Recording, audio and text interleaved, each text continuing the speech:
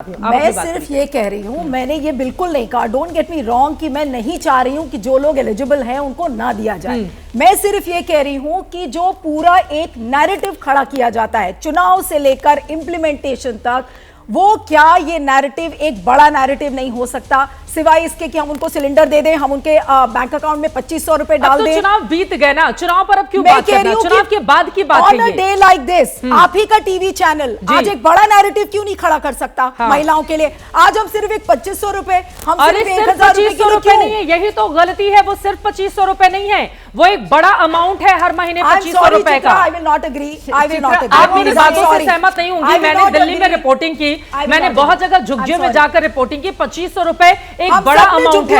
और अगर वो जब बिल्कुल झुग्गियों में जाके, क्योंकि झुग्गियों के नाम पर इस बार वोट के लिए किस तरह से आम आदमी पार्टी और बीजेपी चुनावी मैदान में थे, बीजेपी के बड़े बड़े नेता जाकर झुग्गियों में रात बिता रहे थे, तो अरविंद केजरीवाल झुग्गी वाली पॉलिटिक्स कर रहे हैं 11 सालों से। इसी वजह से झुग्गी में जाकर हमें रिपोर्टिंग करनी पड़ी है। हाँ बोलिए बोलिए जल्दी से। चित्रा, थोड़ी देर पहले मैंने ये बात रखी थी, कुछ बातें, लेकिन क्योंकि शाजिया जी नहीं थी, अब वो पैनल पे हैं, तो कुछ छोटे से सवाल मेरे इनसे हैं और डायरेक्ट सवाल है, बड़े स्पष्ट तरीके से पूछूंगी। भारतीय जनता पार्टी की सरकार लगातार कहती है कि भारत में आज की तारीख में हम 80 करोड़ जो लोग गरीब हैं उन्हें मुफ्त राशन दे रहे हैं। वो कहते हैं इनको वैलिडेट शाजिया जी खुद ही कर देंगी।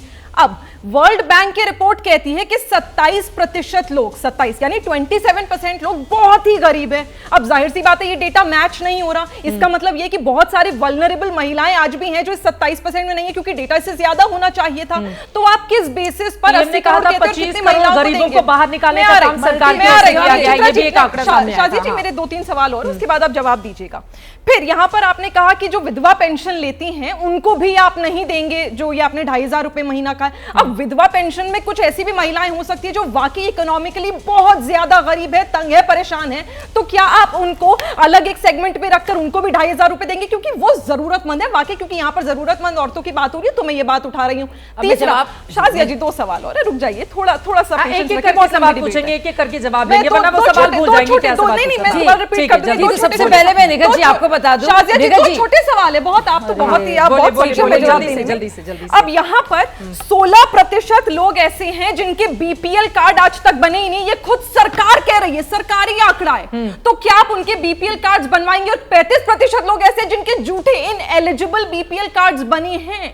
तो आप किस बेसिस पे ऑडिटिंग कर रहे हैं और आप कैसे जवाब को डिवाइड कर पैसा देंगे? उसका ब्लूप्रिंट दीजिए, आप पैसा दीजिए। बिल्कुल बोलिए। तो निखत जी एक एक करके, सबसे पहले तो मैं बता दूं आपको, जो आपने कहा था कि 25 करोड़ से ज्यादा भारतीय जो हैं पिछले 10 सालों में मल्टी डायमेंशनल पॉवर्टी से बाहर निकल कर आए हैं। ऐसा भी एक बहुत बड़ा तबका है जो बिल्कुल लोअर से लोएस्ट मिडिल क्लास में होगा। तो भी 27% मैच नहीं करता, रहना पड़ेगा। आप थोड़ी सांस लीजिए, थोड़ी सांस लीजिए, सुनिए एक बात को। अगर कान खोलेंगी मुंह बंद रखेंगे तो ज्यादा समझ में आपको अच्छा है। नहीं, मैं आपको करेक्ट कर रही हूं, 27% फिर भी मैच 25 अपने बारे में बोलेंगे, ठीक है बोलिए। तो जो मेरा आंकड़ा मैं फिर से रिपीट करूंगी क्योंकि फिर से मैडम कूदी। तो 25 करोड़ का जो है, मेरे जो आंकड़े हैं उनके अनुसार मल्टी डायमेंशन निकली है। अगर 27 करोड़ है तो और भी अच्छी बात है, मुबारकबाद मोदी सरकार जी को। मैं 25 करोड़ की बात कर रही हूं। मैंने 27 करोड़ बोला ही नहीं ना शाजिया जी, आप गलत। मैं 25 करोड़ की बात कर रही हूं, मैं आपको नहीं कोट कर रही हूं। मैं कह रही हूं 25 करोड़ भारतीयों को मल्टी डायमेंशन पॉवर्टी से निकाला गया है। वो अगर एडअप होता है 27% से या उससे कम से, वो मैं नहीं जानती। मैं आपको डायरेक्ट फिगर्स दे रही हूँ, 25 करोड़ से थोड़ा बढ़कर है। इसके अलावा कोविड से लेकर अब तक पूरे विश्व में सबसे बड़ा जो फूड प्रोग्राम है सोशल सिक्योरिटी के रूप में 80 करोड़, बल्कि वो 82 करोड़ हो गया है, वो कोविड से लगातार अभी तक चल रहा है। वो एक हैंड होल्डिंग के लिए है, वो इन गरीब लोगों के लिए है जिनके घर में कोई लोग तो काम कर रहे हैं कोविड के बाद, जिनको काम भी मिला है, लेकिन अभी भी उनको हेल्प चाहिए सरकार से। इसका मतलब ये नहीं कि वो बहुत ज़्यादा गरीब हैं, उनके लिए साथ में साथ चाहे जल की बात हो या फिर सेंट्रल आवास योजना के तहत मकानों की बात हो, वो सब भी किया जा रहा है।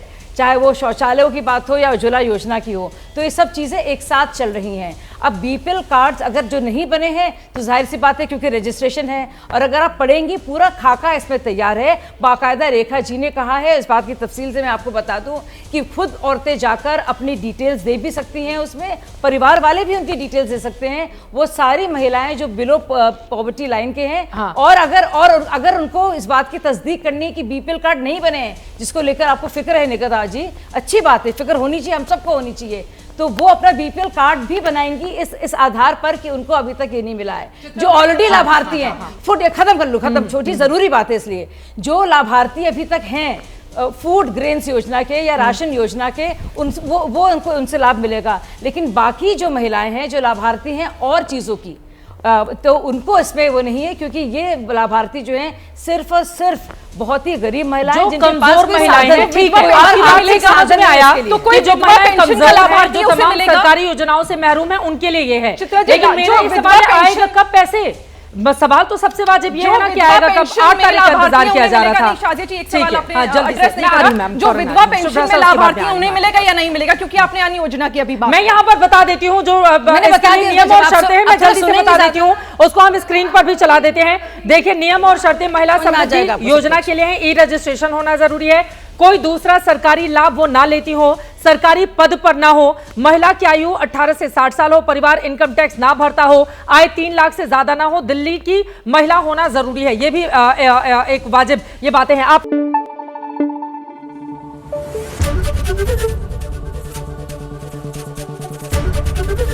एबीपी न्यूज आपको रखे आगे।